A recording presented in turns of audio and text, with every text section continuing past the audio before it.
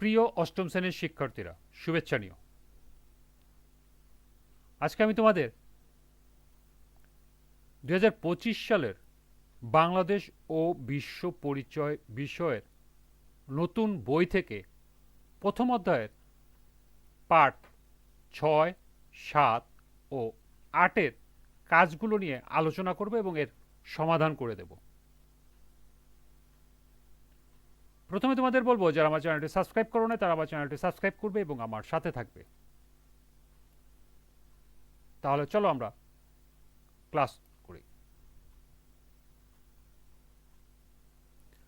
পাঠ 6 ও 7, ঔপনিবেশিক শাসনের প্রতিক্রিয়া, বাংলার নবজাগরণ ও ব্রিটিশ বিরোধী আন্দোলন। এই অংশগুলো তোমরা বাসায় ভালো করে রিডিং পড়ে নিও, কারণ এখান থেকে তোমাদের সংক্ষিপ্ত উত্তর, প্রশ্ন উত্তর এবং বহু নির্বাচনী প্রশ্ন থাকতে পারে। পাঠ 8, লাহোরের প্রস্তাব ও পাকিস্তান প্রতিষ্ঠা। এরপর 10 পৃষ্ঠার নিচে এই পাঠ 6, 7 এবং 8-এর উপর 4টি কাজ দেওয়া আছে। লক্ষ্য করো, কাজ 1, বাংলায় সমাজ সংস্কারক 10 জন মনীষীর নাম উল্লেখ করো। 2, বাংলায় নবজাগরণে কোন কোন প্রতিষ্ঠান গুরুত্বপূর্ণ ভূমিকা পালন করে। 3, বঙ্গভঙ্গ রদের কারণ ব্যাখ্যা করো। এবং 4, ভারত বিভক্তির কারণ ব্যাখ্যা করো। তো চলো এখন আমরা এই 4টি প্রশ্নের সমাধান দেখে নিই।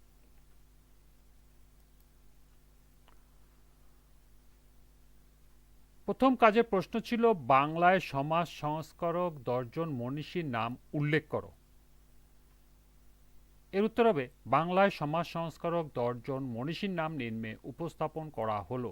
1, Ishwarchandra Vidyasagar. 2, Raja Rammohan Roy. 3, William Carey. 4, Begum Rokeya. 5, Michael Madhusudan Dutta.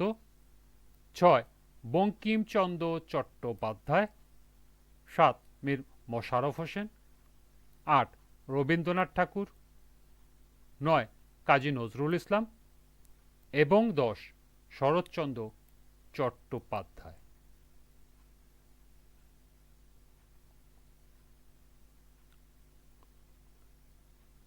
দ্বিতীয় কাজের প্রশ্ন ছিল, বাংলায় নবজাগরণে কোন কোন প্রতিষ্ঠান গুরুত্বপূর্ণ ভূমিকা পালন করে। এর সমাধান হবে, বাংলায় নবজাগরণে যে সমস্ত প্রতিষ্ঠান গুরুত্বপূর্ণ ভূমিকা পালন করে তাদের তালিকা নিম্নে উপস্থাপন করা হলো। 1, Asiatic society of Bengal. 2, academic association. 3, শ্রীরামপুরের Baptist mission. 4, Fort William college. 5, Hindu college. 6, Calcutta school book society. 7, Kolkata medical college. এবং 8, কলকাতা বিশ্ববিদ্যালয় ইত্যাদি। এই ছিল কাজ 2-এর সমাধান।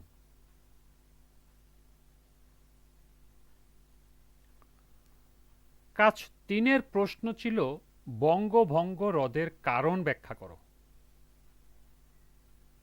এর সমাধান হবে, 1905 সালে লর্ড কার্জনের উদ্যোগে বঙ্গভঙ্গ কার্যকর হয়, যার ফলে বাংলা প্রদেশকে দুটি অংশ বিভক্ত করে পূর্ববঙ্গ ও পশ্চিমবঙ্গ। 1911 সালে ব্রিটিশ সরকার কর্তৃক 1905 সালে করা পূর্ব বাংলাকে পশ্চিম বাংলা থেকে পৃথক করার সিদ্ধান্তটি বাতিল করা হয়, যা বঙ্গভঙ্গ হ্রদ নামে পরিচিত। বঙ্গভঙ্গ হ্রদের কারণ হল: ক, জনপ্রতিরোধ। বঙ্গভঙ্গের বিরুদ্ধে প্রচুর গণ আন্দোলন গড়ে ওঠে। বঙ্গভঙ্গের ফলে হিন্দু ও মুসলিম সম্প্রদায়ের মধ্যে তীব্র অসন্তোষ সৃষ্টি হয়। বিশেষ করে হিন্দু সম্প্রদায়ের মধ্যে এই বিভাজন বিরোধী আন্দোলন শুরু হয়, যা স্বদেশী আন্দোলন নামে পরিচিত। এই আন্দোলনের ফলে ব্রিটিশ সরকার 1911 সালে বঙ্গভঙ্গ রদ করতে বাধ্য হয় এবং পূর্ববঙ্গ ও পশ্চিমবঙ্গে পুনরায় একত্রিত করা হয়। খ, বৃহত্তর বিরোধিতা। রাজনৈতিক দল যেমন কংগ্রেস ব্যাপকভাবে বঙ্গভঙ্গের বিরোধিতা করছিল। সারা বাংলায় বিক্ষোভ, ধর্মঘট ও ব্রিটিশ বিরোধী আন্দোলন ব্রিটিশ সরকারকে বাধ্য করে 1911 সালের বঙ্গভঙ্গ সিদ্ধান্ত রদ করতে। এই ছিল কাজ 3-এর সমাধান।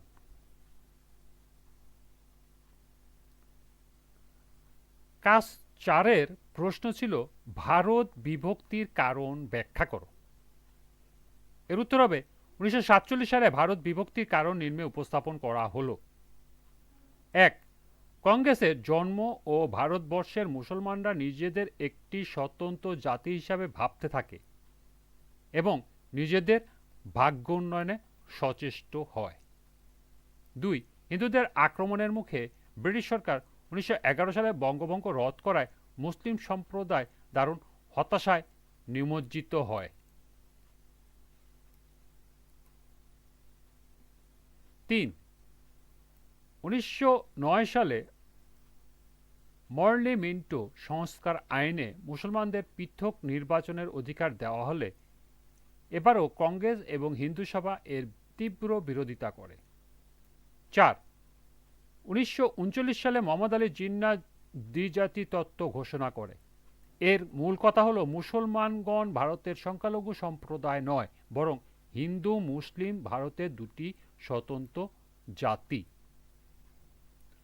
5, 1940 সালের 23শে মার্চ লাহোরে অনুষ্ঠিত মুসলিম লীগের অধিবেশনে জিন্না এর দ্বিজাতি তত্ত্বের আলোকে ভারতবর্ষের পৃথক মুসলিম রাষ্ট্র গঠনের প্রস্তাব গৃহীত হয়।